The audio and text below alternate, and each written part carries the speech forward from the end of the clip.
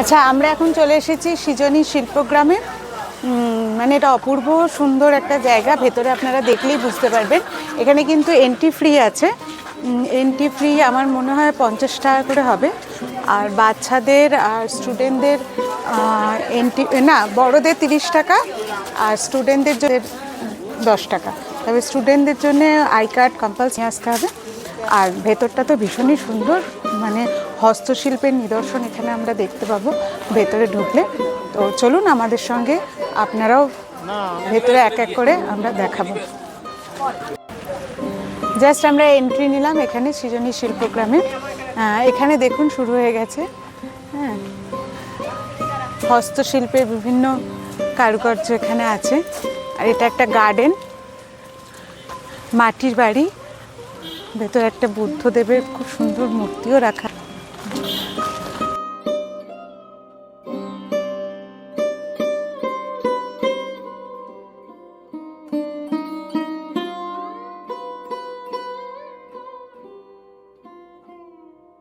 এটা 25 বিঘা জমির ওপর তৈরি, মানে বুঝতেই পারছেন এটা কতটা বড়। এটা দেখে তো সম্ভবই নয় পুরোটা কমপ্লিট করা, তাও যতটা সম্ভব আমরা ঘুরবো আশেপাশে, আর তার সাথে আপনাদেরও দেখানোর চেষ্টা করব। এদিকটা এসো, এদিকটা আমরা উপরটা উঠে দেখাই, উপর থেকে এখানটা কেমন লাগছে। ও, এখানে একটা স্টেজ মতো বানানো আছে, আমার মনে হয় এখানে কিছু প্রোগ্রামও মাঝে মাঝে হয় আর কি। খুব সুন্দর একটা স্টেজ মতো এখানে আছে। আর এখান থেকে ওই বুদ্ধদেবের মূর্তিটাও খুব সুন্দর, একটা গোল্ডেন মূর্তি বানানো আছে, খুবই সুন্দর দেখা যাচ্ছে।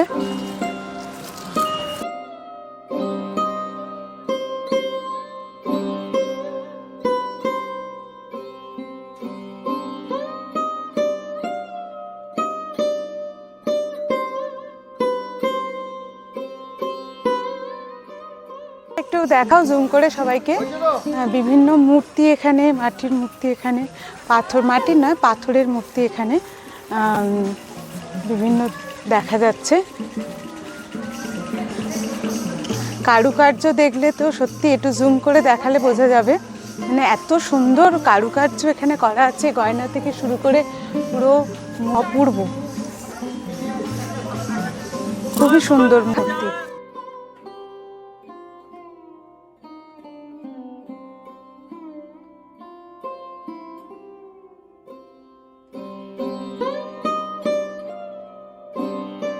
অপূর্ব দেখার জিনিস, গাছের গুঁড়িটাকে কেটে এত সুন্দর কাজ করা হয়েছে যেটা ধারণার বাইরে। এটা কিন্তু একটা গাছের গুঁড়ি, সেই গুঁড়িটাকে কেটে নিচে মাছ, তারপর গাছ পাতা, ছোট ছোট এটা ফুল, বিভিন্ন কাটিংয়ে কেটে, মানে খুবই সুন্দর লাগছে। একটা গাছের গুঁড়িকে যে এত সুন্দরভাবে সাজানো যায়, সেটা এখানে না এলে আমি বুঝতেও পারতাম না।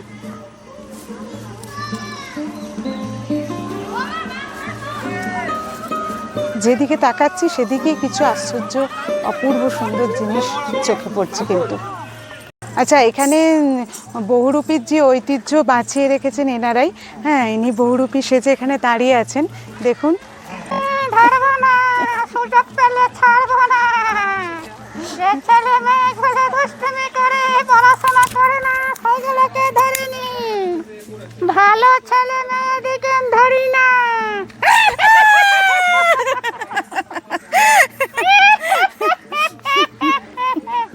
বলুন আপনি একটু। আমাদের হচ্ছে বহুরূপী জীবিকা, বুঝলেন তো, এইটাতে কি সব কিছু আমার দাদা করে, আমার বাবা করে গিয়েছে, দাদু করে গিয়েছে, জেঠা করে গিয়েছে, ঠাকুর দাদা করে গিয়েছে। আমি এই বহুরূপীটাকে, আমরা বহুরূপীটাকে বাঁচিয়ে রেখেছি যাতে বেঁচে থাকে। আর আমাদের এইটা করে এমন কিছু হয় না, কিছু কিছু সব লোক আসে হেল্প করে বলে আমাদের চলে, কিন্তু গ্রামগঞ্জে যাওয়া বন্ধ। গ্রামগঞ্জে গেলে পরে অশান্তি করে, মাতালরা জামা ধরে টানে, মারধর করে, ওই জন্য গ্রামে যায় না, এখন শহরে শহরে দেখেই বেড়ায়, বলেন তো। খুব ভালো, খুব ভালো, আমরা খুব খুশি এখানে এসে আপনাদের দেখতে পেয়ে। তো বহুরূপীদের ঐতিহ্য ইনি কিন্তু বহন করে চলেছেন। অনেক অনেক ধন্যবাদ। আমাদের যে এই ট্র্যাডিশন আপনি এখনো এখানে এসে আমরা দেখতে পাচ্ছি, এখানে বাঁচিয়ে রেখেছেন। এখানে দেখো, না ডিটেলসে সব কিছু লেখাও আছে।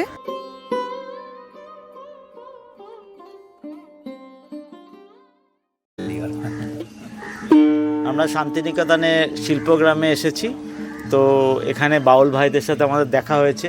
তা আমরা একটু বাউল ভাইদের মুখে এখানকার কিছু কথা শুনে নেব। বলুন। হ্যাঁ, নমস্কার। আমি বাবুসোনা দাস বাউল।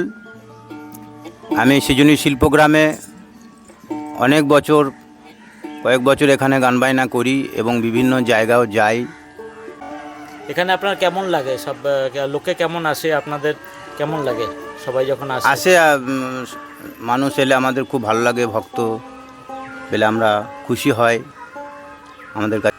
আপনাদের গান বাজনা দিয়ে উৎসাহিত করে, পয়সা দিয়ে আপনাদের সাহায্য করে উৎসাহিত করে, আমরা আনন্দ পাই। জয়গুরু, নমস্কার। আমার নাম হচ্ছে সঞ্জয় দাস বাউল। আপনি যে আগের কথাটা বললেন যে এখানে সন্তুষ্ট সবাই সমানভাবে করে না এবং নেয়ও না, কারণ জিনিসটা বাউলের জায়গাটা, তাৎপর্য জায়গাটা অনেকে বোঝে না যে বাউলটা কি, যার জন্য এই জায়গাটা কিছু আমাদের একটু পার্থক্য থেকে যায়।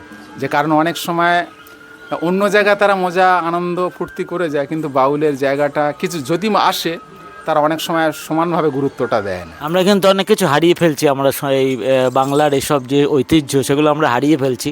আপনারা এগুলো ধরে রেখেছেন, খুব ভালো লাগছে।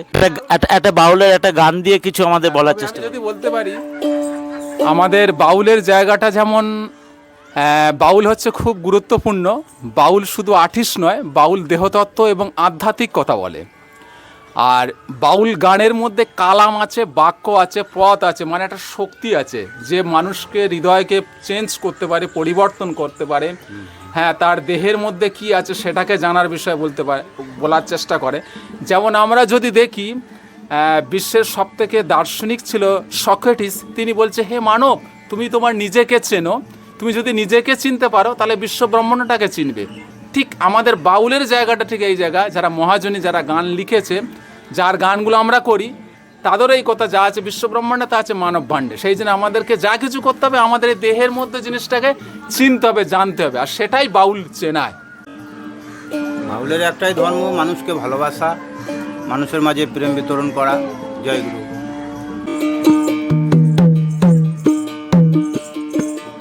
মনের মানুষ মনের মাঝে রয়, রয় গো মনের মানুষ মনের মাঝে রয়। মনে মনে লেনা দেনা,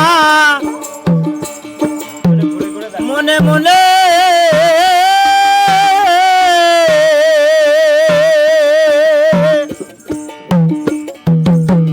মনে মনে লেনা দেনা, মনে মনে কথা কয়।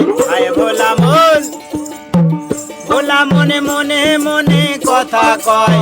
মনের মানুষ মনের মাঝে রয়, রয় গো মনের মানুষ মনের মাঝে রয়।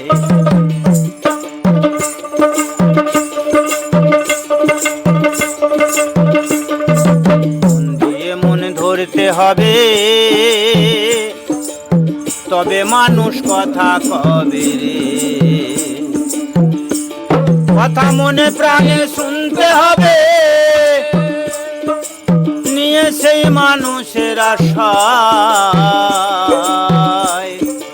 মনের মানুষ মনের মাঝে রয়, রয় গো মনের মানুষ মনের মাঝে রয়।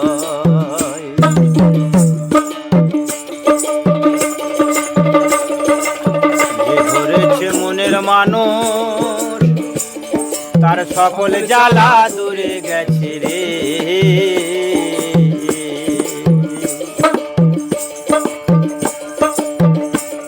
বসে ভাবে প্রেমে আছে মাথা,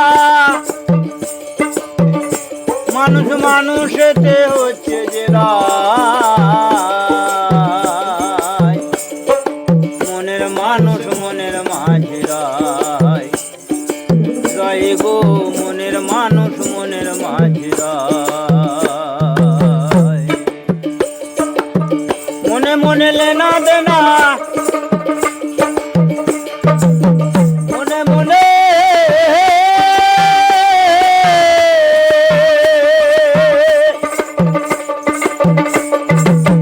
মনে মনে লেনা দেনা, মনে মনে কথা কয়। হায় ভোলা মন, ভোলা মনে মনে মনে কথা কয়।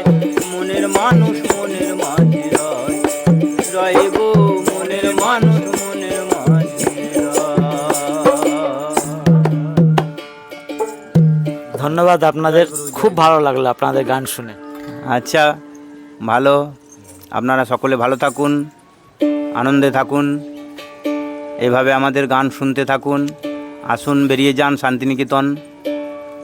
সকলকে অনুরোধ করব আপনারা সবাই আসুন, এনাদের গান শুনুন, এনাদের উৎসাহিত করুন।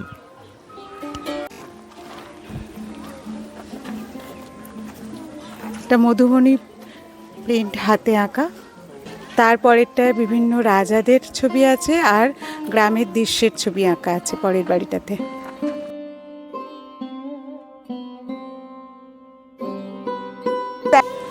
আর এখানে পালকি করে বউ চলে যাচ্ছে, সেটা আগেকার দিনে যে বিয়েতে বউয়েরা শ্বশুরবাড়ি পালকি করে যেত, সেটা এখানে দেখা যাচ্ছে।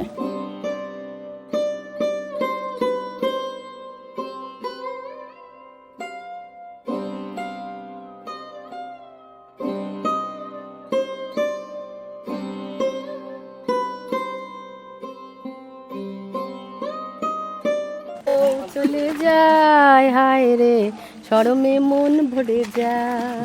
হ্যাঁ সত্যি, মুখটা এত মিষ্টি, কি ভালো লাগছে। শাঁখা পলা, লাল বেনারসি, মাথায় চেলি মুকুট, মানে পুরো বিয়ের সাজে সেজে আছে।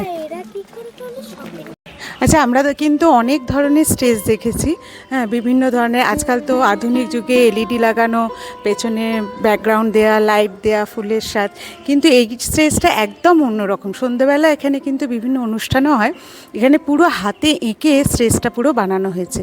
মানে হস্তশিল্পের এত সময় নিদর্শন এই শান্তিনিকেতন ছাড়া খুব কম জায়গাতেই দেখতে পাওয়া যায়। কিন্তু একটু কাছে নিয়ে এসে যদি ভিডিওটা দেখাও, তাহলে ওনারাও বুঝতে পারবেন যে হাতে এঁকে আর মাটির কাজ করে এত সুন্দর একটা স্টেজ এখানে বানানো আছে, পুরো হাতে আঁকা পুরো স্টেজটা। এটা পুতুল ঘর, বিভিন্ন ধরনের পুতুল এখানে রাখা আছে। পশ্চিমবঙ্গের ডাঙ্গেল পুতুল, এটাও তাই পশ্চিমবঙ্গের পুতুল, তাই না? বিভিন্ন দেশের পুতুল এখানে রাখা আছে। কিন্তু এখানে মা দুর্গার, রাম সীতা সব কিছুই আছে। এটাও ডাঙ্গের পুতুল, পশ্চিমবঙ্গের এগুলো। ছেড়েতে ঘোড়ায় পিঠে সব মূর্তি বানানো আছে। এগুলো কিন্তু লোহার পাত কেটে তার ওপর এঁকে করা হয়েছে, মানে অদ্ভুত সুন্দর। আমরা আবার এগিয়ে যাচ্ছি। এটা ঘুরতে অ্যাকচুয়ালি প্রচুর সময় লাগবে, আমাদের কাছে তো অত সময় নেই। তার মধ্যে আমরা চেষ্টা করছি মোটামুটি ঘুরে দেখার, কারণ আজকে বিকেলের মধ্যে আমরা আবার বেরিয়ে যাব এখান থেকে, শান্তিনিকেতন থেকে কলকাতার উদ্দেশ্যে।